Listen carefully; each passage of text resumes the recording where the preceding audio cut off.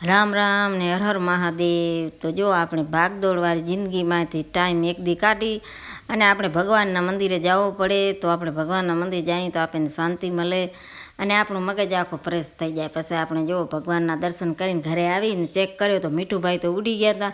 છોકરીને વાત કરી કીધું પોપટ ક્યાં? તો મમ્મી તો ઉડી ગયો લાગે છે। એને પપ્પા ભચાવથી આવ્યા તો પાઉં ભાજી અને આવો બધો લઈ આવ્યા છે ને પાયલ પછી વટાણાનું શાક ને રોટલીને આવો બધો બનાવ્યો હતો ને છાશ છે દહીં છે આવું આપણું ખાવાનું હતું। તો સવારથી વાટ જોઈ પણ મીઠુભાઈ આવ્યા એની પાસે એને પપ્પા પાર્સલ લેવા ગયા હતા। અમારે પીયુપીની લાઇટો બધી ઉડી ગઈ હતી તો પાર્સલમાં મંગાવી તો આવી ગઈ છે। અને પછી છોકરી જો હવનો ડાયરો લઈને બેસી ગઈ છે।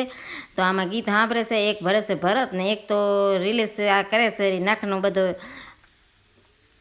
નખને એવા રંગે છે ને પછી દાદા ગયા તો મોગલમાં તો સેલરી લઈ આવે છે ને અમારા મીઠુભાઈ ઉડી ગયા છે તો આ ઝાડુમાં બેઠા છે તો બોલાવી છે પણ આવતા નથી। કીધું હાલ મીઠું હાલ હવે આખો દી થઈ ગયો ત્રહો થયો છો તો કે ના નથી આવો મારે હવે કે આજ તો મારે આખી રાત બહાર જ રહેવાનું છે। પછી આપણે ગોતી ગોતીને ઘરે આવ્યા થાકી રહ્યા હવે કેટલી વાર એને સામે બોલવો થાકીને ઘરે આવતા રહ્યા। કીધું હવે આવે તો ભલે ને કાંઈ નહીં।